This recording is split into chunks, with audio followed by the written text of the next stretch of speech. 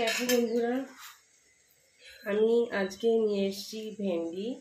তো দেখো, এখানে যে ভেন্ডিগুলো আমি নিয়েছি, দেখবে এই বুড়ো ভেন্ডিগুলো দেখবে খেতে কিন্তু খুব একটা ভালো লাগে না, এরকম কচকচ করে, ভালো লাগে না। তো চলো আমি এমন একটা রেসিপি আজকে করে দেখাই, যেখানে কিনা এই এইটা তোমার যেভাবেই তুমি খাও না কেন, ভাত দিয়ে খাও কি তুমি রুটি দিয়ে খাও, দুটোতেই কিন্তু তোমার খুব ভালো লাগবে এবং খুব টেস্টি হবে। তো চলো করে দেখি আমরা আজকের এই রেসিপিটা। আর এটা করতে গেলে আমি এগুলোকে কেমন করে কাটবো, তো চলো সেগুলো আমি দেখিয়ে দিই। আমি নিয়েছি বটি, কেননা আমার বটিতে আমি একটু কমফোর্টেবল ফিল করি। তো আমি মুখটা কেটে নিলাম, তারপরে আমি এই যে সরু যে দিকটা সেটাও কেটে নিলাম। নিয়ে আমি এই যে দেখো দুটো দিক যে কেটে নিয়েছি, কেটে নিয়ে হ্যাঁ, আর যেহেতু এটা একটু বড় আছে, এই দেখো এটা যেহেতু বড় আছে, আমি এটা কিন্তু মাঝখান থেকে হাফ করে নেব। এই যে আমি এটা মাঝখান থেকে হাফ করে নিয়েছি। এবার আমি যেটা করব সেটা হচ্ছে এই যে এইখান থেকে এরকমভাবে একটা কেটে নেব একটু, আর এই দিকটাও আর একটু কেটে নেব। আর ঠিক সিমিলারলি দেখো এরকমভাবে আমি কেটে নিয়েছি, আর ঠিক এই দিকটাও তাই, সেই একইভাবে আমি কেটে নেব। এই যে আমি এই যে দুভাবে কেটে নিয়েছি, আবার যে হাফটা যেটা ছিল সেটাকেও কিন্তু সেইভাবেই আমি কেটে নেব। আর ভেন্ডি কিন্তু আমরা যেটা করে থাকি, আমরা প্রথমে ধুয়ে নিই, কেননা কাটার পরে কিন্তু ধোয়া যায় না, কেননা একটা আঠালো আঠালো একটা যে ভাব রয়েছে সেটা থাকে, তো সেটাতে তারপরে রান্না করতে ভীষণ অসুবিধা হয়। তো চলো, এইরকম বড় বড় ভেন্ডিগুলো কিন্তু আমাদের ভালো লাগে না খেতে, তো সেই জন্যই এই রেসিপিটা করা।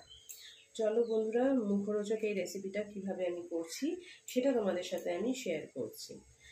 আর এগুলো হচ্ছে বড়, তার জন্য আমি মাঝখান থেকে কেটে নিচ্ছি। যদি এরকম ছোট ছোট থাকে তাহলে কিন্তু এটা আমি গোটাই দেবো। যেমন এই যে এটাকেও আমি সেই একইভাবে কেটে নিচ্ছি, নিয়ে এই যে এই মাঝখান থেকে একটুখানি কেটে নিলাম। কেন? যাতে মশলাটা ঠিকভাবে ঢোকে। এই কেটে নেওয়ার কারণ এই একটাই, মশলাটা যাতে সুন্দরভাবে ঢোকে। এই যে এরকমভাবে আমি কেটে নিলাম, নিয়ে আমি বাকিগুলো সমস্ত কেটে নিয়ে আমি ফিরে আসছি। দেখতে থাকো আমাদের চ্যানেলটা। আর হ্যাঁ, ভিডিও কিন্তু স্কিপ করবে না, স্কিপ করলে বুঝতে পারবে না আমি কি দিলাম। তো চলো করে দেখো কেমন লাগে সেটাও আমাকে জানিও। তবে হ্যাঁ, চলো পুরোটা আগে দেখে নিই কেমনভাবে আমি করছি। আমার কড়াই গরম হয়ে গেছে, এবার আমি যেটা করব, তেল দিয়ে দেবো এই গরম কড়াইয়ে।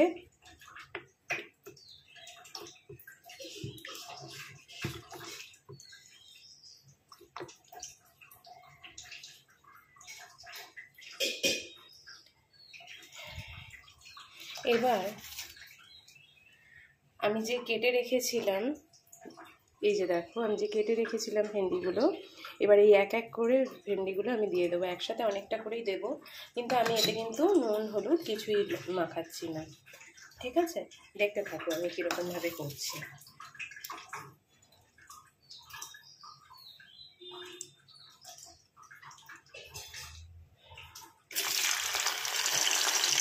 একটু কড়া করেই ভাজবো।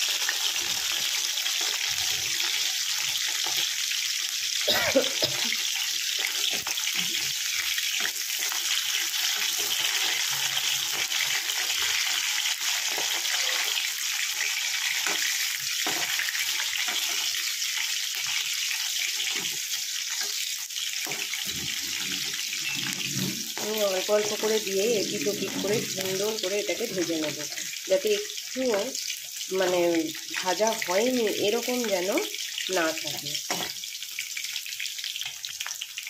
এরকমভাবেই আমি সমস্তটা ভেজে নিয়ে চলো ফিরে আসছি। দেখো বন্ধুরা, আমার এটা অলমোস্ট ভাজা হয়েই এসছে। আর একটু সামান্য করব, তাহলেই পুরোটা হয়ে যাবে। এরকমভাবে কড়া করে ভেজে নেবে, তাহলে কি হবে, এটা খেতেও ভালো লাগবে, মশলাটাও সুন্দরভাবে ঢুকবে। আর যেহেতু আমি চিড়ে নিয়েছি, মশলাটা কিন্তু ঢুকবেই, তবে পুরোটায় না ঢুকলে পরে এটা কিন্তু খেতে অতটা ভালো লাগবে না। তোমরা মনে করে একটু চিড়ে নেবে, যেরকমভাবে আমি দেখিয়েছি ঠিক সেরকমভাবে একটু চিড়ে নেবে।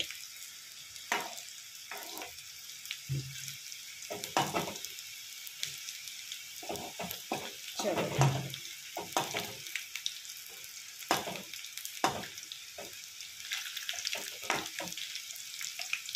এই ঠিক এরকম হবে ভাজাটা।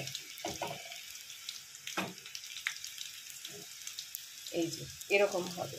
আমি সুন্দর করে তেলটা ছেঁকে ছেঁকে তুলে নেব। এবার দেখো, আমি তেল ছেঁকে সমস্তটা কিন্তু তুলে নেব।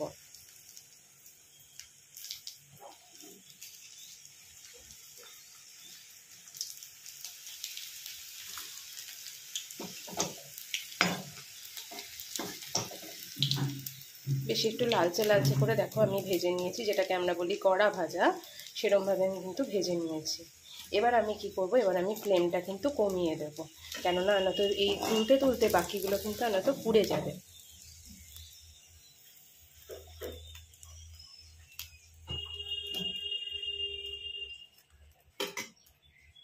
এবার এই গরম তেলের মধ্যে আমি দিয়ে দেব একটি পেস্ট। এবার কিসের পেস্ট সেটা তোমাদের দেখাই। এখানে আমি নিয়ে নিয়েছি, দেখো, অল্প একটুখানি পেস্ট, সেটা হচ্ছে পেঁয়াজ, টমেটো, আদা, রসুন। এই পেস্টটা আমি এবার গরম তেলের মধ্যে দিয়ে দেব। তার আগে দিয়ে দেবো একটু চিনি। এবার আরেকটা কথা যেটা বলা হলো না, সেটা হচ্ছে তোমরা যদি এটাকে নিরামিষ করতে চাও, তাহলে পেঁয়াজ আর রসুনটা স্কিপ করতে পারো। একটু গরম তেলে সামান্য একটু চিনি দিয়ে দিলাম, এটা কিন্তু রঙটা যাতে সুন্দর হয় তরকারিটার। এবার চলো আমি পেস্টটা দিয়ে দিই।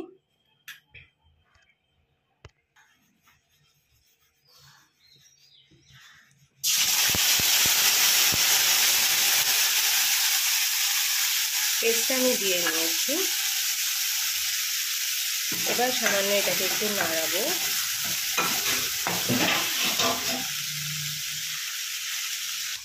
এটাকে যেরকম টস করার সেরকম আমি টস করবো মাঝে মাঝে, যাতে মশলাটা সুন্দর করে ভাজা ভাজা হয়।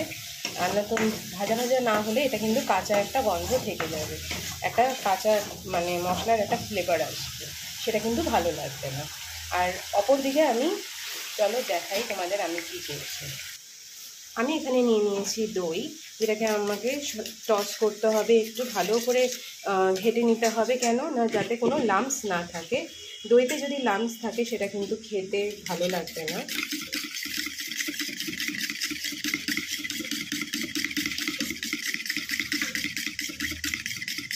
আর এটা করতে করতেই আমি কিন্তু মশলাটা যেটা আমি দিয়েছি সেটা কিন্তু আমি সুন্দর করে আবার টস করতে থাকবো, যাতে মশলাটাও সুন্দরভাবে ভাজা হয়ে যায়।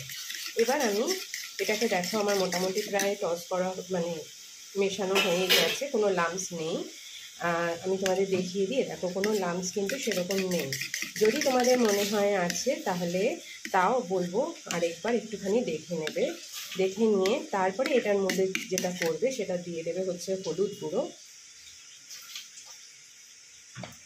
দিয়ে একটু মিশিয়ে নেবে।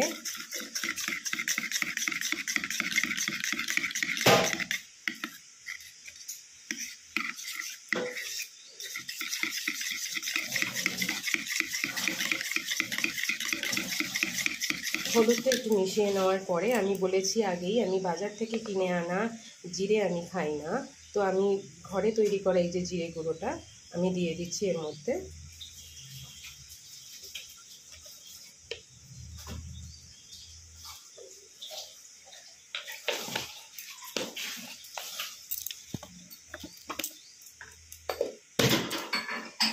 তার মধ্যে দিয়ে দেবো আমি একটু লঙ্কা গুঁড়ো, এটা কিন্তু কাশ্মীরি মির্চ।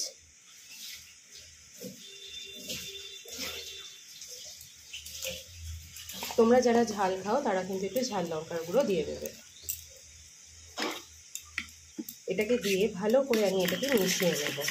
আর সাথে সাথে বললাম আমি, পাশে কিন্তু ওই যে মশলাটা আমি তেলে দিয়েছিলাম সেটা কিন্তু আমি কন্টিনিউ প্রসেসে ভাজতে থাকবো, কিন্তু হ্যাঁ লো ফ্লেমে, কারণ না হাই ফ্লেমে দিলে মশলাটা পুড়ে যাওয়ার একটা চান্স থাকে, টেন্ডেন্সি থাকে। তো সেটার জন্য আমি ওটাকে কিন্তু হাই ফ্লেমে দেবো না। আমার মশলাটা কিন্তু খুব সুন্দরভাবে, দেখো দইয়ের সাথে যে মশলাটা আমি দিয়েছিলাম সেটা কিন্তু খুব সুন্দরভাবেই মিশে গেছে।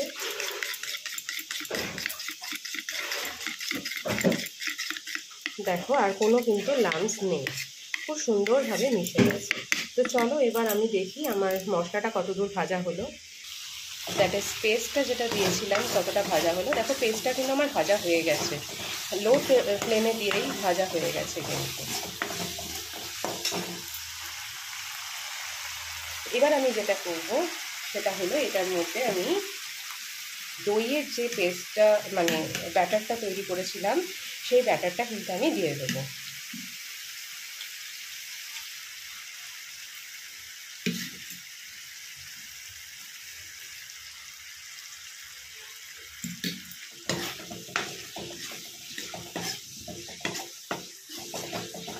দেখো দিয়ে, আর গরম তেল যেহেতু সেই জন্য সর্বক্ষণ কিন্তু এটাকে এক টানা টস করে যেতে হবে, আর নয়তো লাম্পস হয়ে যাওয়ার একটা টেন্ডেন্সি থাকে। আর দই দিলেই দেখবে একটা তেল মানে মনে হয় জানি তেল ছাড়ে, তো সেই তেলটা কিন্তু বেরিয়ে আসছে। আমি পুরো দইটাই দিয়ে দিলাম।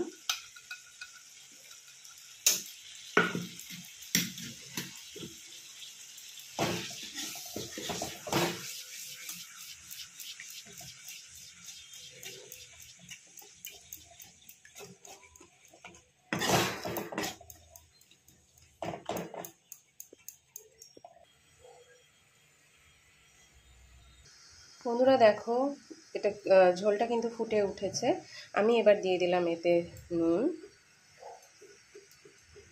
নুনটা তোমাদের টেস্ট অনুযায়ী তোমরা দেবে, তোমরা যতটা নুন খাও ঠিক ততটুকুই দেবে। আর নুন বেশি হলে কিন্তু এটা ভালো লাগবে না খেতে, কম হলে পরে দেওয়া যায়, কিন্তু বেশি হলে কিন্তু এটা অ্যাডজাস্ট করা মুশকিল আছে, কেননা অতিরিক্ত মিষ্টি মিষ্টি হলেও এটা ভালো লাগবে না। এবার আমি যেহেতু ঝোলটা ফুটে উঠেছে আর একটু হালকা একটু কমে আসলে আমি যেটা করব আস্তে আস্তে কিন্তু আমি যে ভেন্ডিগুলো আমি ভেজে রেখেছিলাম সেগুলো আমি এই ঝোলের মধ্যেই দিয়ে দেবো। দিয়ে একটু হালকা ফুটিয়েই আমি সঙ্গে সঙ্গে নামিয়ে দেবো, কেননা যেহেতু আমি ভেন্ডিগুলো সুন্দর করে আমি ভেজে রেখেছি তার জন্য আমার এগুলোকে ঝোলে দিয়ে ফোটানোর কোনো ব্যাপার নেই। তো আমার ঝোলটা একটু মজে আসলে আমি কিন্তু এটা দিয়ে দেবো।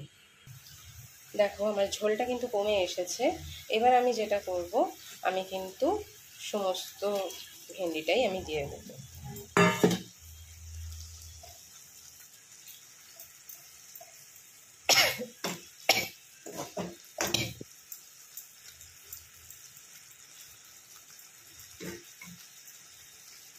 এবার যদি তুমি এটা, যেমন আমরা এটা রাতে খাবো তাই একটু হালকা ঝোল ঝোল অবস্থাতেই নামাচ্ছি, আর যারা তোমরা মানে সঙ্গে সঙ্গে খেতে চাও তারা কিন্তু এটাকে একদম ড্রাই করে নেবে।